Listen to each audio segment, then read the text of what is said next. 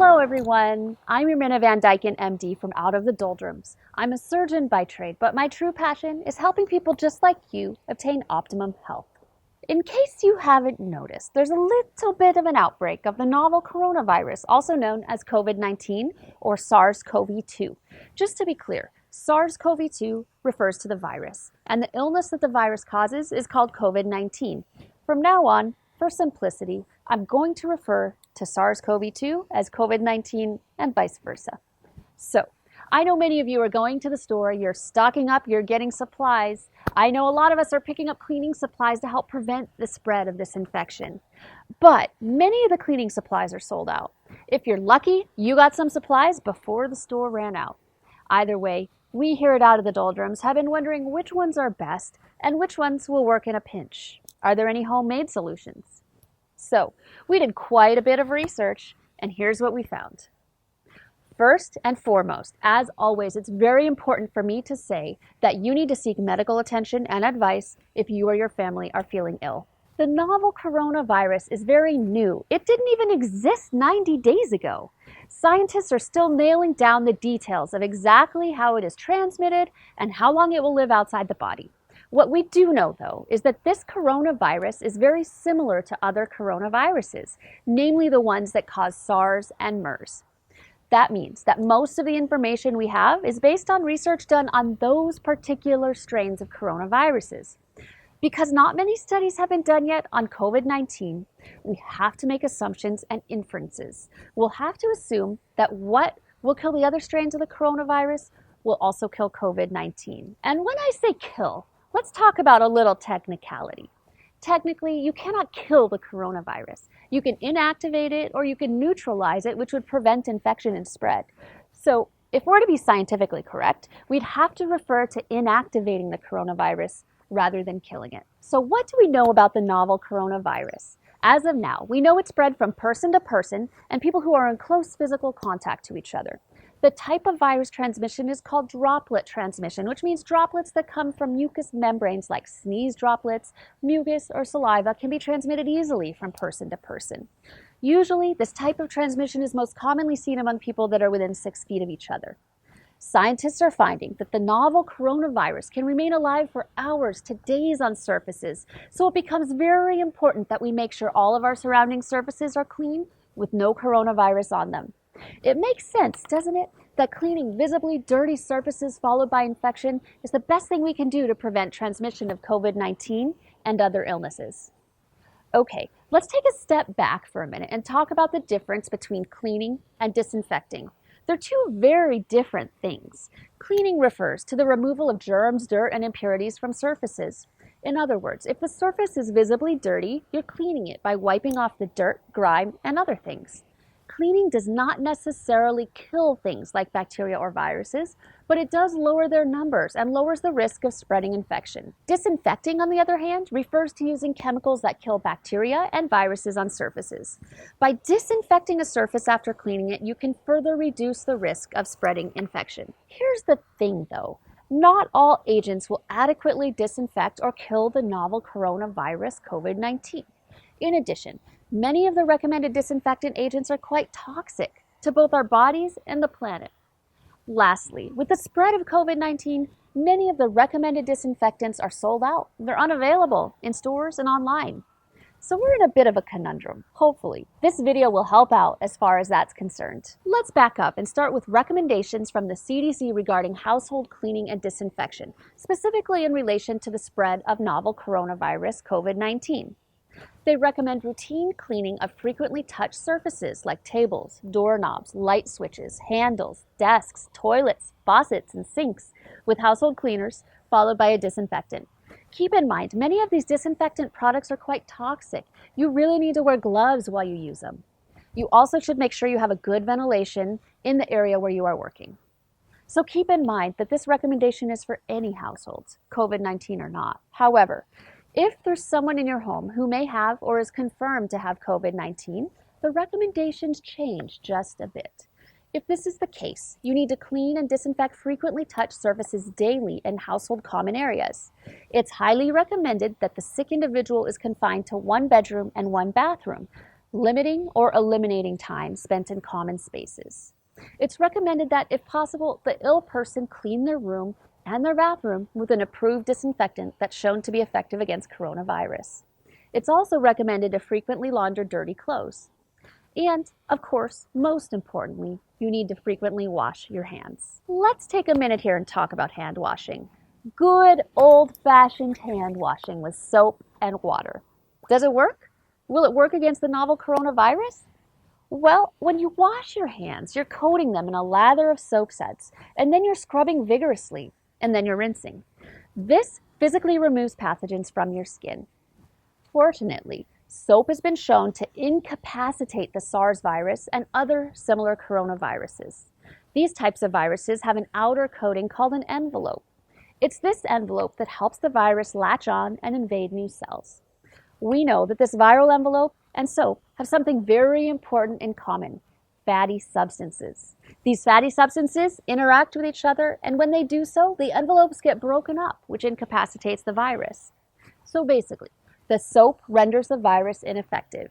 There's no way it can infect a human cell after that encounter. What about hand sanitizers? Well, not all hand sanitizers are created equal. The CDC and World Health Organization recommend a hand sanitizer that's at least 60% alcohol in order to kill the novel coronavirus. So here's the thing. Many of the hand sanitizers on the market today are not at least 60% alcohol. So it's tough. You have to make sure on the label that the sanitizer you have contains that amount of alcohol or greater in order for it to kill the novel coronavirus. What if all the stores are sold out of that good old hand sanitizer? We're seeing it here on Maui. Well, you could just make your own. I wouldn't just use any online recipe though. Use a reputable one, like the recipe given out by the World Health Organization, which I'll link below. Basically, they mix 99.9% isopropyl alcohol, 3% hydrogen peroxide, and glycerol in a certain ratio, giving you a final product of hand sanitizer that's 75% alcohol. As a side note, obtaining 99.9% isopropyl alcohol is quite difficult. So if you can get your hands on some 91% isopropyl alcohol, which is readily available, you can use that, but you're going to have to adjust the formula appropriately. According to this research paper published in January 2020, the World Health Organization homemade hand sanitizer recipe was tested against the SARS and the MERS coronaviruses and found to be very effective. According to these researchers, they expect a similar effect against COVID-19. Another note on alcohol, just to be clear, spirits like the kind you drink it's a party! really don't have that high of an alcohol percentage. Most spirits are 80 proof. As such, that's only 40% alcohol by volume, nowhere close to the recommended 60% minimum to inactivate the coronavirus. There are exceptions to this. If you can get your hands on a bottle of 190 proof Everclear, you just might be in business. So back to the approved disinfectants. After you've cleaned your surface thoroughly with soap and water, then you're ready to disinfect. There's a list of approved disinfectants from the CDC and EPA online. That's linked below. But even this list may not be completely accurate. As I mentioned earlier, COVID-19 is a new virus and we just don't know for sure. But these lists are based on data for harder to kill viruses, so they likely will kill COVID-19 as well. So ideally, it would be best to use a disinfectant on one of the lists that I linked below. But what if you can't get your hands on one of those disinfectants? Here's a few things you could do in a pinch. They may or may not be as effective at killing those hard-to-kill bugs, but given no other alternatives, they're proven to kill other types of enveloped viruses, such as coronaviruses. So like we discussed, COVID-19 is an enveloped virus. As such, there are certain compounds that enveloped viruses are more susceptible to compared to others. According to the Center for Food Security and Public Health, enveloped viruses are less susceptible to quaternary ammonium compounds. They're also less susceptible to chlorhexidine, which is a common surgical scrub we and me use daily. Fortunately, we have other options for surgical scrubs which are effective. The enveloped viruses are most susceptible to aldehydes like formaldehyde, paraformaldehyde, and glutaraldehyde. But these compounds are quite toxic. I don't know about you, but I don't like the idea of disinfecting my home with formaldehyde, a known carcinogen. So what's an effective disinfectant that's not quite so toxic? Well, alcohol compounds are effective, fast-acting, and leave no residue. Their disadvantages, though, are their rapid evaporation and they're flammable as well. While you can use alcohol compounds on your skin, unlike other disinfectant compounds, frequent use can cause skin irritation, dryness, and cracking. Also, like we just discussed, it's important to make sure the alcohol content is high enough to kill the virus, over 60%. Moving on, Clorox bleach is also an effective agent against enveloped viruses. Advantages with this is that it's broad spectrum, it has a short contact time, and it's relatively inexpensive.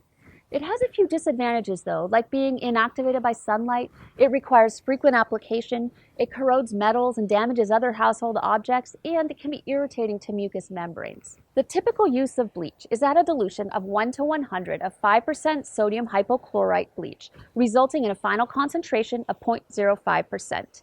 It's important to note that a dilution of 1 to 50 of standard bleach is what's recommended to inactivate the coronavirus, so it's stronger than the typical dilution. One important side note, never ever mix bleach and ammonia products. This can cause a toxic gas. It's actually been known to cause death. As long as we're talking about ammonia, well, ammonia has been shown to be less effective against enveloped viruses, so probably not a good idea to use that one. Another agent that's been shown to be effective against coronaviruses, hydrogen peroxide. It was shown to be effective with a concentration as low as 0.5% and an incubation time of 1 minute. Hydrogen peroxide is relatively safe, but it can be damaging to certain materials. Certain types of acids are also effective against enveloped viruses. Examples of these would be hydrochloric acid, acetic acid, and citric acid. Advantages of those acids would be they generally leave no residue and they're not flammable. Disadvantages are they're corrosive to metals, they need longer contact times, and the fumes from these acidic cleaners can cause respiratory irritation and be detrimental to lung function, which is kind of what we're trying to avoid in the first place, right? So, in summary, if you can, pick up a cleaner that's on the approved list so you know it's effective against coronavirus. If your store, or island in our case, happens to be sold out of it, try to get your hands on some high concentration isopropyl alcohol, hydrogen peroxide, or bleach.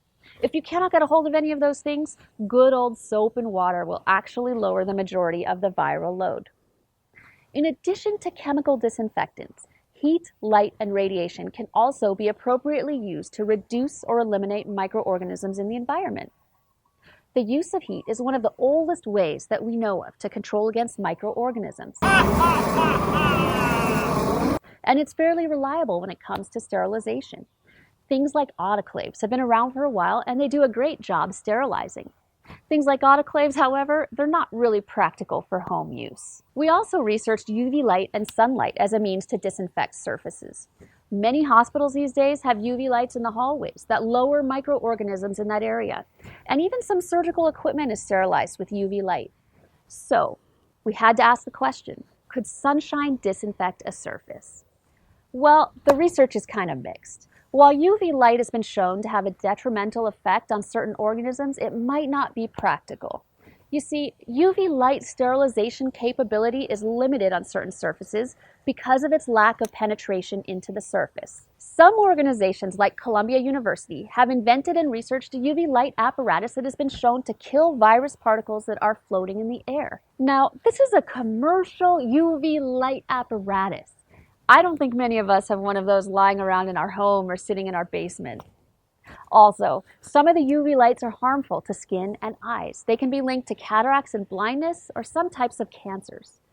So doing something like laying in a tanning booth to kill any viruses on your skin is really not a good idea. There are better ways to disinfect surfaces. But at the end of the day, if you're left with no other option but sunlight, give it a try. It just might work. So there you have it. I'm Dr. Ermina Van Dyken from Out of the Doldrums, and I hope you learned some new tips to help you clean your home, thereby keeping yourself and your family safe. Please let me know in the comments below what you think of this video. If you like this video, please give it a thumbs up. If you want to show us some real support, subscribe. We love hearing from you, so please comment below with other topics you want to hear more about in the future. Until then, stay healthy and well, and aloha.